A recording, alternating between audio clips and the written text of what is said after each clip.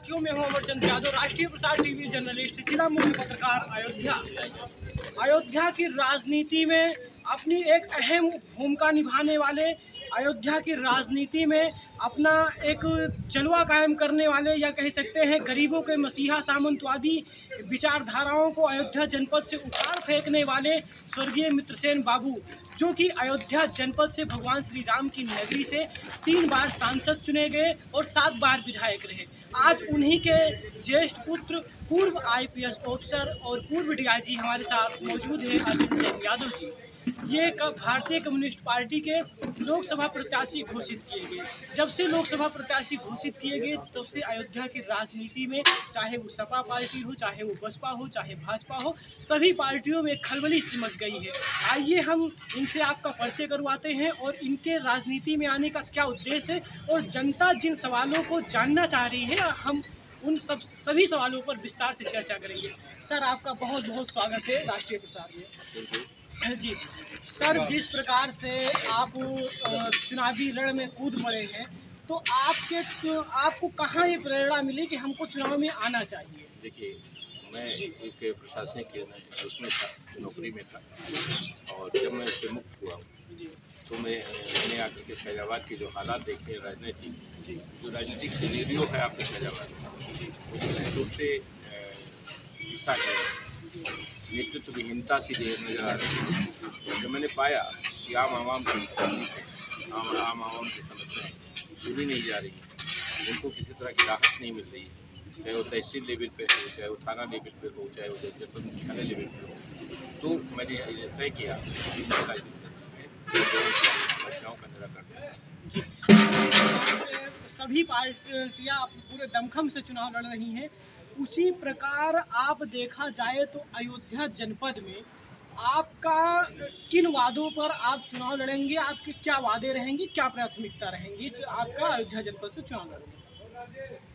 फैजाबाद को अगर आप अयोध्या धर्मनगरी के रूप में जो इसकी प्रतिस्थापना हो रही है, उसके सापेक्ष अगर आप देखेंगे तो विकास के नाम पे लोगों के घर तोड़े गए, उनको पर्याप्त मुआवजा नहीं दिया गया, सारे लोग पीड़ित हैं और अपने को व्यक्त नहीं कर पा रहे हैं, अपनी पीड़ा को व्यक्त नहीं कर पा रहे हैं। सबसे बड़ा मुद्दा तो फैजाबाद शहर के बाशिंदों का है, जिनके साथ अन्याय हुआ है, उनको पर्याप्त मुआवजा नहीं दिया गया। दूसरा, जिस तरह से धर्म का व्यवसायीकरण हुआ है, राजनीतिकीकरण हुआ है, अयोध्या नगरी में, इस धर्म नगरी में आकर के व्यवसायियों ने अपना एक प्रतिष्ठान खोल दिया है और पूरी तरह से यहाँ की जो भू संपदा थी उसको खरीद कर करके, और जो पंच सितारा और क्या कहते हैं तमाम तरह के आय के साधन होटल के रूप में स्थापना हो रही है, जिससे ये लगता है कि जनपद अयोध्या के बाशिंदों का उस मंदिर से बहुत ज़्यादा वास्ता नहीं रह गया, उसका पूरी तरह से धार्मिक व्यवसायीकरण हो गया। तो अयोध्या के जो शहर के बासिंदे हैं वो इस चीज़ से अचंभित और परेशान। भारतीय जनता पार्टी कहती है कि जब से हमारी सरकार आई है, उत्तर प्रदेश से गुंडा राज खत्म हुआ है, भ्रष्टाचार खत्म हुआ है। ये आपको कहाँ तक लगता है? ये उनका कहना है।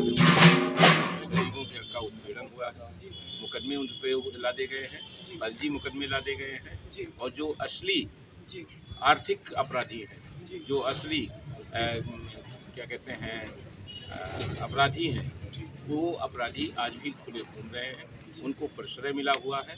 एक तरह से सामंती प्रवृत्ति के लोगों को पूरी तरह से प्रश्रय है, खुली छूट है, और वो गांव में से लेकर के शहर तक कर रहे हैं। जो भी योजनाएं सरकार की वो पूरी तरह से क्रियान्वित नहीं हो रही है, आम गरीब आदमी तक कोई योजनाएं नहीं पहुंच रही हैं। शौचालय के नाम पर कमीशन दिया जा रहा है, घूस की जा रही है। जितनी सड़कें बन रही हैं उनके सापेक्ष आप अगर उठा करके देखेंगे तो आप पाएंगे कि जो कंपनियां यहाँ काम कर रही हैं वो कहाँ से प्रभावित हैं, कैसे प्रभावित हैं। तो निश्चित रूप से एक आर्थिक शोषण, जनता के पैसे का जो शोषण हो रहा है, वो एक मुख्य मुद्दा है। वो और आज ये कहना कि अपराध खत्म हो गया है, बिल्कुल गलत है, और आज भी अपराधी पनप रहे हैं। आर्थिक अपराधियों की में वृद्धि हुई है, अब आर्थिक अपराध ज़्यादा हुए हैं, और जो शारीरिक अपराध हैं उनके सापेक्ष भी अगर आप देखेंगे तो पहले से ही किसी भी तरह से आंकड़ा कम नहीं हुआ।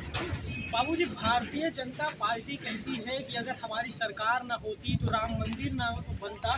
तो राम मंदिर के साथ साथ अगर देखा जाए तो कहीं न कहीं विपक्ष सवाल उठाता है कि बेरोजगारी बढ़ी है। भारतीय जनता पार्टी की सरकार में जो शासन व्यवस्था थी वो शासन व्यवस्था कहीं न कहीं चरमराती हुई दिख रही है। तो ये आपको कहाँ तक लगता है? निश्चित रूप से ये कहना कि हमारे समय में जो विकास हुआ है, जी जो अपराधीकरण में कमी हुई है, जी ये पूरी गलत है। जी धर्म का व्यवसाय हुआ है, जी धर्म को राजनीति से जोड़ा गया, ठीक है, धर्म के नाम पे राजनीति की जा रही है, धर्म के नाम पे व्यवसायीकरण हो रहा है। लेकिन अगर आप उसको आम जनता से, आम आवाम से जोड़ करके देखेंगे तो आप पाएंगे कि उससे, उस धर्म से, उस व्यवसाय से आम जनता का भला है। हमने बीकापुर विधानसभा का दौरा किया, हमने रुदौली विधानसभा में जाकर के रिपोर्टिंग की, दरियाबाद विधानसभा हम गए, हमने कई विधानसभा, मिल्कीपुर भी गए जहां से सभा प्रत्याशी अवधेश प्रसाद जी। आपका मिल्कीपुर में भी बहुत अच्छा कहने का मतलब एक संपर्क है। आपकी मिल्कीपुर में जो इतनी पैठ है, आपको कहाँ लगता है कि क्या सपा प्रत्याशी उसमें सेंधमारी कर पाएंगे? आपको कहाँ लगता है कि जो मिल्कीपुर का जन समर्थन है आपके साथ कितना है? मिल्कीपुर की जनता जी 1977 से लेकर के 1993 जी बाबूजी को 4 बार कम्युनिस्ट पार्टी से विधायक और 1989 में बाबूजी सांसद हुए थे कम्युनिस्ट पार्टी से। जी बाबूजी ने वहाँ अपने संघर्षों से, जी अपने व्यवहार से, अपनी क्या जो उनकी कार्यशैली थी, जो उनका व्यवहार था, जो उनका आचरण था, उसके चलते मिल्कीपुर की धरती को बाकायदे से सींचा। उन्होंने वहाँ संघर्ष किया। वहाँ के आम आदमी में, आम आवाम में बाबूजी आज भी जिंदा हैं। उन्हीं के साए के तले मैं चुनाव लड़ रहा हूँ और उन्हीं की प्रतिष्ठा के लिए, उन्हीं के सम्मान के संरक्षा सुरक्षा के लिए, उनकी विरासत को, उनकी छाती को सुरक्षित करने के लिए मैं चुनाव लड़ रहा हूँ। मिल्कीपुर की बहादुर जनता आज भी हमारे साथ है और निश्चित रूप से इसका परिणाम आपको 4 जून को दिखाई पड़ेगा। जी बाबूजी, जनता में खासकर रुदौली की जनता में जो विशेष सवाल चल रहा है कि जिस प्रकार से आपके छोटे भाई पूर्व राज्य मंत्री आनंद सेन जी ने रुदौली में चुनाव लड़ा, उसके बाद में रुश्दी मियाँ जी ने उनका विरोध किया और जिसका परिणाम ये रहा कि चुनाव जीतते जीतते आनंद सेन जी चुनाव हार गए। उसके बाद में सपा प्रत्याशी अवधेश प्रसाद जी के प्रत्याशी बनाए जाने के बाद में फिर उन्होंने सपा फिर से ज्वाइन किया। तो ये आपको कहाँ तक लगता है कि क्या इससे समाजवादी पार्टी को मजबूती मिल पाएगी? ये सबसे बड़ा सवाल है। नहीं, निश्चित रूप से समाजवादी पार्टी को इससे मजबूती नहीं मिलेगी। जी वहाँ संप्रदाय भेद, वर्ग भेद पैदा किया गया है, जिसके चलते समाजवादी पार्टी उखड़ रही है, ख़त्म हो रही है। और जिस तरह से एक व्यक्ति को, एक नेता को एक पार्टी छुड़वा करके दूसरी पार्टी से चुनाव लड़ना और जैसे ही व्यक्ति विशेष का प्रत्याशी के रूप में आने के साथ ही उसका पुनः उस पार्टी में लौटाना किसी राजनीतिक षड्यंत्र का दिखाई पड़ता है। स्पष्ट है कि आनंद सेन को चुनाव हराने के पीछे राजनीतिक षड्यंत्र था। वो षड्यंत्र किसी जो आज चुनाव की प्रक्रिया में शायद उसी का षड्यंत्र था। तो ये बाबूजी कह रहे थे कि जो रुदौली विधानसभा से रुश्दी मियाँ जी ने जो विरोध किया, ये कहीं न कहीं राजनीतिक षड्यंत्र के तहत आनंद सेन जी को चुनाव हरवाया गया। तो बाबूजी, आप जिस प्रकार से आनंद सेन जी का टिकट काटा गया, उसके बाद में अवधेश प्रसाद जी को प्रत्याशी बनाया गया, तो अवधेश प्रसाद जी ने प्रत्याशी बनाए जाने के बाद में आपने संपर्क करने का प्रयास किया, आपसे उनसे कुछ बात की? देखिए, व्यक्तिगत ये प्रश्न है जी बाबू, इस पर मैं कुछ नहीं कह सकता। मेरा किसी प्रत्याशी से, किसी नेता से जो है, किसी से मेरा कोई संपर्क नहीं हुआ और मैं अपनी छाती को, अपनी विरासत को, अपनी पहचान को, जो हमारे परिवार की है, जो हमारे बाबूजी की है, उसको संरक्षित सुरक्षित करने के लिए उन्हीं के साए के तले, उन्हीं के आदर्शों के तले, उन्हीं के संघर्षों के तले, उन्हीं के सिद्धांतों के तले, उन्हीं के आचरण के तले मैं अपनी राजनीति को कर रहा हूँ। अपने आप को आम आवाम के बीच में प्रस्तुत किया हूँ और शायद अगर मुझे आम आवाम का प्यार मिला तो निश्चित रूप से बाबूजी तो नहीं, लेकिन उनका साया बन करके मैं जरूर प्रयास करूँगा कि आम जनता का जुटा लूँ और अपने आप को जनता के बीच में स्थापित कर सकूँ। बाबूजी, जिस प्रकार से आज आपने नामांकन किया पूरे दमखम के साथ और जिस प्रकार से करीब में 1500 या 2000 के लमसम में उसके करीब में बाइक रैली थी, उसके बाद में करीब 70-80 गाड़ियों का 100 गाड़ियों का करीब काफिला था। ये जो इतना जनसमूह है, इसके हिसाब से तो देखने को मिल रहा है कि आपका चुनाव एक बहुत ही पूरे दमखम के साथ होने वाला है, बहुत ही दिलचस्प होने वाला है। तो सबसे बड़ा सवाल ये है कि आप अपने टक्कर में समाजवादी पार्टी, बसपा पार्टी या भाजपा पार्टी, आप अपने टक्कर में किसको मानते हैं? आप किससे मानते हैं कि हमारी सीधी लड़ाई? मेरी सीधी लड़ाई भाजपा से है। जी बसपा और सपा जी पार्टी के नाम पे कुछ वोट पा जाएं वो अलग चीज़ है, जी लेकिन आम आवाम वो आज इस चीज़ से वाकिफ़ हो चुका है जी कि वो लड़ाई अच्छी नहीं लड़ रहे हैं, जी डमी कैंडिडेट के रूप में। और उसको वाकओवर, भाजपा को वाकओवर देने के लिए कैंडिडेट लाए गए हैं पार्टियों द्वारा, जो स्पष्ट है, दिखाई दे रहा है जी जे कोई आहरित है और कोई जनता के बीच में 45 साल से है, उसके आचरण व्यवहार के बारे में जो परिचित हैं। लिहाजा हमारी जो सीधी लड़ाई है वो भाजपा से है। जो मैं सपा और बसपा का जहाँ तक सवाल है, उनके प्रत्याशियों के सापेक्ष में कुछ नहीं कह सकता। इतना जरूर कह सकता हूँ कि पार्टी ने जो उनको टिकट दिया है वो डमी कैंडिडेट के रूप में है और उनको भाजपा को एक वॉकओवर दिया गया है कि आप चुनाव जीतें। जी जो अवधेश प्रसाद जी के जो समर्थक हैं, वो आप पर कहीं न कहीं ब्लेम लगा रहे हैं, ये कहीं न कहीं सोशल मीडिया के माध्यम से या अन्य माध्यम से, जिसका रुदौली की जनता ने हमसे विशेष रूप से कहा कि आप जाकर के जाइएगा तो पूछिएगा ज़रूर। वो कहते हैं कि ये चुनाव जो है ये अवधेश प्रसाद जी को, समाजवादी पार्टी को, ये अरविंद सेन जी चुनाव हराने के लिए चुनाव लड़ रहे हैं और ये भाजपा से प्रभावित हैं। आपको ऐसा ब्लेम लगा रहे हैं, तो इस पर आप क्या कहना चाहेंगे? आपको ये जनता, रुदौली की जनता और अयोध्या जनपद की जनता देख रही है, ये सबसे बड़ा सवाल है बाबू जी। देखिए, मैं प्रभावित भाजपा से कैसे हो सकता हूँ, जी जिस पार्टी की सरकार ने मेरे साथ अन्याय किया है, 2.5 साल मुझको जेल में रखा जी और मेरे क्या कहते हैं प्रमोशन से लेके पेंशन से लेके सारी चीज़ें रोकी हैं। एक फर्जी, एक क्या कहते हैं अभिलेखीय साक्ष्यों के आधार पर जो प्रमाणित है, जी उसके सापेक्ष मुझे मुकदमे मुझ पे लादे गए हैं। उस पार्टी से मुझे क्या कहते हैं कोई सहानुभूति होने का औचित्य ही नहीं पड़ होता है। लेकिन अगर आरोप लगाने, जहाँ तक आरोप लगाने की बात है, जी तो वो आरोप हम भी लगा सकते हैं, लेकिन हम घटिया राजनीति नहीं करना चाहते हैं, व्यक्तिगत राजनीति, व्यक्तिगत आक्षेप की राजनीति नहीं करना चाहते हैं। लिहाजा मैं उस पर चुप हूँ। लेकिन अगर ऐसी कोई स्थिति बार बार आएगी तो मैं भी अपने आप को कहीं कहूँगा, क्योंकि नगर पंचायतों के चुनाव में जी नगर पंचायत अध्यक्ष के लिए पैसे लेकर के टिकट बांटे गए हैं।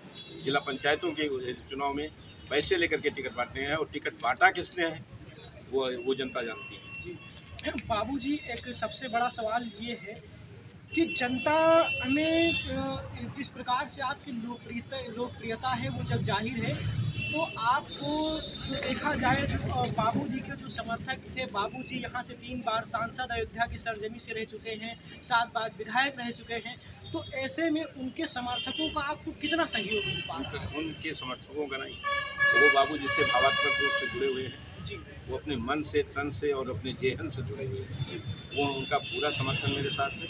तथाकथित कुछ लोग हैं जी जो इस तरह का दुष्प्रचार कर रहे हैं, जी जो थोड़ा सा आगे बढ़ गए हैं। उनका ये है, वो कभी अपने स्वहित में, अपने हित के चलते विरोध कर रहे हैं, लेकिन आम जनता का किसी तरह का विरोध नहीं है। आम जनता बाबूजी के आचरण से, बाबूजी के कृतित्व से, व्यक्तित्व से प्रभावित थी और आज भी वो आम जनता में जिंदा है। उसी के तले मुझे लोगों का प्यार और स्नेह मिल रहा है। आम जनता हमारे साथ है। बाबूजी, कोविड-19 एक बहुत ही प्रसिद्ध, बहुत एक प्रकार से बहुत ही भयावह बीमारी हो गई थी। तो ऐसे में कोविड-19 से बचने के लिए भारतीय जनता पार्टी ने वैक्सीनेशन करवाया। वैक्सीनेशन के बाद में ये आरोप लगा कि भारतीय जनता पार्टी ने चंदा लेकर के ये वैक्सीन लोगों को लगवाया। उसके बाद में जो उसकी कंपनियां थी जो बनाने वाली, जो कोविड-19 का जो कोविशील्ड बनाने वाली जो कंपनियां थी, उन्होंने ये एक्सेप्ट किया कि इस इंजेक्शन से, इस कोविशील्ड से हृदयघात रोग जैसे और खून का थक्का जमना जैसे और सीने में दर्द जैसी कई अन्य बीमारियां हैं जिससे लोगों की दर्दनाक मौत हो जा रही है अचानक से। तो इस पर आप क्या कहना चाहेंगे? ये बहुत ही ट्रेंडिंग में चल रहा है इस समय। देखिए, ये माननीय न्यायालय के माध्यम से जी ये जानकारी हुई है, कोविशील्ड जो वैक्सीन थी जी उसके सापेक्ष हृदयाघात, शरीर खून के थक्के जमना और और सांस की बीमारी पैदा हो रही है। तो ये प्रकाश में आ गया है। माननीय न्यायालय में संबंधित कंपनी ने एक्सेप्ट किया है, स्वीकार किया है, जिसको जो आम जनता में एक भय का वातावरण बन गया है, उसके चलते निश्चित रूप से वैक्सीन के निर्माण का के लिए जो परीक्षण की अवधि होती है वो पूरी तरह से पूरी नहीं थी और जल्दबाजी में बिना परीक्षण के ये वैक्सीन बना दी गई थी, जिसका साइड इफेक्ट अब दिखाई पड़ रहा है। और ये निश्चित इसके सापेक्ष सरकार को चाहिए कि भारतीय जनता पार्टी की वैक्सीन नहीं थी, जो सरकार द्वारा निर्मित वैक्सीन किसी कंपनी द्वारा निर्मित वैक्सीन थी, तो इसका आम जनता में एक भयावह रूप है और आम जनता डरी हुई है। निश्चित रूप से इसके सापेक्ष सरकार को इन जो हृदयाघात और खून के थक्के जमने की जो एक शिकायत आ रही है, उसके लिए कोई नए सिरे से परीक्षण करा करके और नई कोई वैक्सीन या इससे बचत के कोई दवा ढूंढनी चाहिए, उसके लिए कार्रवाई करनी चाहिए। बाबूजी, जिस प्रकार से अगर अयोध्या की सरजमी पर देखा जाए तो समाजवादी पार्टी से सपा सुप्रीमो अखिलेश यादव जी भी प्रचार प्रसार करने आ रहे हैं। ऐसे में मायावती जी को सुनने में आ रहा है कि 17 मई को आ रही प्रचार प्रसार में, और इसमें नरेंद्र मोदी जी अभी हाल ही में 5 मई को आ रहे हैं। तो इतने बड़े बड़े दिग्गज हस्तियां आ रही हैं विपक्ष से, तो ऐसे में आप उनके सामने किस प्रकार से आपको लगता है कि उनके आने से इस चुनाव पर बहुत बड़ा प्रभाव पड़ेगा? आपको क्या लगता है? जब राम मंदिर के निर्माण के बाद भी फैजाबाद के आवाम के किसी गांव में आप चले जाएंगे तो एक भी आदमी राम मंदिर का दर्शन करने नहीं आएगा। ठीक है, तो जब राम मंदिर के सापेक्ष आम जनता में किसी तरह की प्रतिक्रिया नहीं है तो नेताओं के आने से किसी तरह की प्रतिक्रिया नहीं होगी। जो कस्टमरी वोटर हैं, जो पारंपरिक वोटर हैं, उनके ऊपर प्रभाव पड़ सकता है, लेकिन जो जनता आज की तारीख में दुखी है, परेशान है, सपा भी शासन कर चुकी है, बसपा का भी शासन लोग देख चुके हैं, भाजपा का शासन लोग देख रहे हैं, लेकिन तीनों शासन से लोग परेशान हैं। उसमें जातीय, धार्मिक, सांप्रदायिक, राजनीतिक और आर्थिक पहलू पर जब हम देखते हैं तो कहीं भी किसी भी गरीब आदमी को कोई राहत नहीं मिली। जो सरकारी धन को लेकर के सड़कों का निर्माण हो रहा है, शौचालयों का निर्माण हो रहा है और चीज़ें हो रही है, सब में कमीशनबाजी हो रही है और सब में आम जनता देख रही है कि घटिया स्तर के वो इस्तेमाल किए जा रहे हैं। इससे इन शासनों से हमारी आम जनता परिचित हो चुकी है, वो बदलाव चाहती है और बदलाव के लिए वो विकल्प ढूंढ रही है। निश्चित रूप से अगर विकल्प उसको मिला तो आपको उसको समर्थन देगी। आज भारत की जनता, आज प्रदेश की जनता, आज आपके फैजाबाद की जनता, जिसे धर्मनगरी के रूप में जाना जाता है, वहाँ की जनता चुप है। वो अपना निर्णय चाहे 20 मई को देगी। बाबूजी, जिस प्रकार से आपकी लोकप्रियता जो है इतने कम समय में, आपने करीब में मुश्किल से 10-11 महीने ही हुए होंगे जो जनता के बीच में सीधा जनसंपर्क, उसके बाद में आपका इतना एक प्रकार से इतना हलचल मचा दिए हैं आप पूरे जनपद में, अयोध्या जनपद से। तो अगर अयोध्या की जनता का आपको समर्थन मिलता है, अयोध्या की जनता को आप प्यार मिलता है, और अगर आप यहाँ से अयोध्या जनपद से सांसद चुने जाते हैं तो आप किस प्राथमिकता पर काम करेंगे? आपका पहला काम क्या होगा अयोध्या के जनपद की जनता के? देखिए, जब अयोध्या के सापेक्ष जब मैं देखता हूँ तो चिकित्सा की नज़र से आप पाएंगे, एक हमारी बाज़ार है अमानीगंज। अमानीगंज बाज़ार में एक भी MBBS डॉक्टर प्राइवेट प्रैक्टिस में भी नहीं है। वहाँ जो 100 शैय्या का अस्पताल बना हुआ है और वो आज भी क्रियाहीन है, वहाँ चिकित्सा नहीं होती है। यहाँ भी आपका दर्शन नगर में जो हॉस्पिटल बना है, वहाँ से लोगों की जो रिपोर्ट है, वहाँ से जो लोगों का असंतोष है, वो व्यापक है और कहीं न कहीं चिकित्सा के परिप्रेक्ष्य में आपका फैजाबाद बहुत पीछे है। शिक्षा की नज़र से भी किसी तरह की कोई प्रगति नहीं हुई है। अगर ना टेक्निकल कोई कॉलेज बनाया गया है, तो चाहे वो शिक्षा हो, चाहे वो चिकित्सा हो, चाहे वो क्या कहते हैं आपकी गरीबी हो, चाहे वो क्या कहते हैं छुट्टा जानवरों का आतंक हो, तो ये सब चीज़ें, और चाहे वो ज़बरदस्ती फैजाबाद के गरीबों की ज़मीन की कब्जेदारी हो, गांव के गांव चिन्हित किए जा रहे हैं जिनको बर्बाद किया जाएगा, ख़त्म किया जाएगा विकास के नाम पे। और ढेर सारे लोगों के साथ नुकसान हो चुका है, उनको प्रॉपर भरपाई नहीं मिली है, मुआवजा नहीं मिला। ये ढेर सारे मुद्दे हैं जिनको लेकर के मैं आम आवाम के बीच में हूँ, और अगर मुझे मौका मिला तो मैं इनके निस्तारण की कार्रवाई करूँगा। हम बाबूजी, जिस प्रकार से अयोध्या जनपद में भारतीय कम्युनिस्ट पार्टी पूरी मजबूती के साथ, पूरे दमखम के साथ बड़ी पार्टियों की तरह चुनाव लड़ रही है, तो उस प्रकार से अगर देखा जाए तो आने वाले आगामी विधानसभा के चुनाव में भी क्या कम्युनिस्ट पार्टी अपना पांचों विधानसभा में अपना प्रत्याशी उतारेगी? ये सबसे बड़ा सवाल जो जनता में चल रहा है। निश्चित रूप से हम अपने आप को जब जनता के बीच में जनता का प्यार और स्नेह मिलेगा, तो मैं निश्चित रूप से ये कहना चाहता हूँ कि जब आम जनता का मोह भंग होगा, आम जनता गरीबी और अमीरी को लेकर के, सांप्रदायिकता को लेकर के, धर्म को लेकर के, जात को लेकर के जो राजनीति हो रही है, उसके सापेक्ष अगर उसका विमोह हुआ तो निश्चित रूप से मैं फैजाबाद से पांचों विधानसभाओं से कम्युनिस्ट पार्टी के प्रत्याशी उतारेंगे और उनको मजबूती से हराएंगे और जीतेंगे।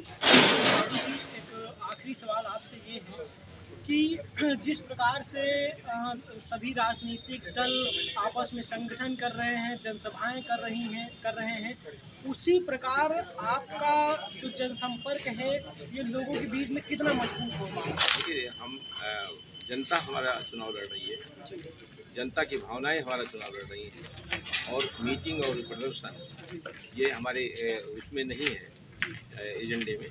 मैं गांव में संपर्क करूंगा, नुक्कड़ सभाएं करूंगा, लोगों से रूबरू होऊंगा, लोगों की तकलीफें जो है जानूंगा, गांव में भ्रमण करूंगा, उसी के माध्यम से मैं जनता के बीच में जाऊंगा और अपने चुनाव प्रचार करूंगा, चुनाव जीतूंगा।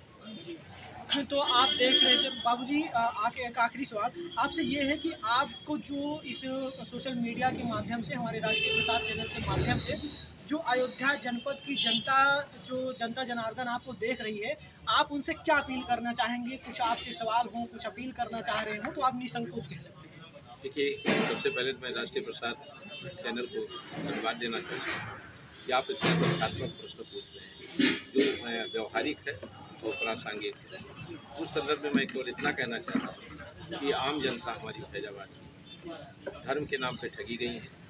हमारे भगवान पुरुषोत्तम, मर्यादा पुरुषोत्तम राम जी के नाम पे कहीं न कहीं उसके साथ अन्याय हुआ है, और उसी का परिणाम है कि आम जनता का मोह कहीं न कहीं मंदिर से छूटता है। आज कोई किसी भी चैनल पर राम मंदिर का प्रचार प्रसार करते हुए आप नहीं पाएंगे, राम मंदिर के नाम पर वोट मांगते हुए नहीं पाएंगे। तो जनता हमारी ठगी गई है। उसके सापेक्ष जो भी कार्रवाइयाँ हुई हैं उसमें जनता को प्रॉपर उसका मुआवजा नहीं दिया गया है, और ये इसके अलावा जनता अब जान चुकी है कि धर्म को जिस तरह से राजनीति का शिकार बनाया जा रहा है, राजनीति का विषय बनाया जा रहा है, उससे वो उठ चुकी है। और मैं जनता को ये बताना चाहता हूँ कि आपके जो धर्मनगरी थी, जो धर्मनगरी है, उसमें जो आपकी उपादेयता थी, आपकी जो उपयोगिता थी, आपकी जो सहभागिता थी, उसको खंडित किया गया है। वो कहीं न कहीं पूंजीपतियों के हाथ में चली गई है, कंपनियों के हाथ में आपकी धर्मनगरी चली गई है, और उसका जो व्यवसायीकरण हुआ है वो बहुत ही गलत हुआ है। आम जनता को उससे कोई सरोकार नहीं। हमारी ज़मीनें चली गई हैं, हमारी खेती चली गई है, हमारी मकान चले गए हैं, लेकिन उससे हमें कोई लाभ नहीं है। बाबूजी, अगर मान लीजिए अगर आप यहाँ से अयोध्या जनपद से आप सांसद चुने जाते हैं, आप सांसद को चुनाव जीतते हैं लोकसभा से, तो आप इंडिया गठबंधन में जाएंगे या एनडीए गठबंधन में जाएंगे? ये सबसे बड़ा सवाल है। नहीं, कम्युनिस्ट पार्टी इंडिया गठबंधन का हिस्सा है, लेकिन जहाँ उनके साथ ताल्लुकात नहीं अच्छे हैं वहाँ उन्होंने अपने कैंडिडेट खड़े किए हैं। जो कैंडिडेट जो लोग चुन करके जनता के माध्यम से आएंगे तो इंडिया गठबंधन के साथ हैं। बाबूजी, आपकी नज़रों में सबसे अच्छा राहुल गांधी जी या मोदी जी, इन दोनों में से आपकी नज़रों में सबसे अच्छा नेता कौन है? देखिए, इन दोनों का जो अलग अलग अपना व्यक्तित्व है, दोनों के व्यक्तित्व में अलग अलग विशेषताएं हैं, अलग अलग दुर्गुण हैं। तो किसी कसौटी पर कोई खड़ा सही ठहरता है, किसी कसौटी पर कोई खड़ा ठहरता है। लेकिन जब जनहित की बात आती है, जब जन कल्याण की बात आती है, और जब संघर्ष की बात आती है, जब लोगों के बीच में अपने को प्रस्तुत करने की बात आती है, और जनता की लड़ाई लड़ने की बात आती है तो उसमें कहीं न कहीं राहुल जी बेहतर पड़ते हैं। तो और अगर देखा जाए उत्तर प्रदेश की हम बात कर लें तो उत्तर प्रदेश में काफ़ी पेचीदा सवाल है कि उत्तर प्रदेश में आपकी नज़रों में सबसे अच्छा नेता कौन, मायावती जी, अखिलेश जी या योगी आदित्यनाथ जी? देखिए ये इस प्रश्न को मैं स्पष्ट रूप से जवाब नहीं दे सकता क्योंकि किसी नेता के व्यक्तिगत उस पर कमेंट करना अच्छी बात है, लिहाजा मैं इसका जवाब नहीं देना चाहता। फिर भी मैं ये जानता हूँ कि अप टू मार्क अगर किसी को देखा जाए तो कसौटी पर शायद कोई नहीं खरा उतरेगा। तो ये थे हमारे साथ पूर्व आईपीएस, पूर्व डीआईजी माननीय सम्माननीय श्री अरविंद सेन यादव जी। इनसे हमने जनता के सभी सवालों को पूरी निडरता के साथ, पूरी निर्भरता के साथ और पूरी निष्पक्षता के साथ हमने पूछने का प्रयास किया। हम होंगे फिर अगले इंटरव्यू में किसी अन्य नेता के साथ। अब दीजिए इजाज़त। नमस्कार, मैं हूं अमरचंद यादव। नमस्कार।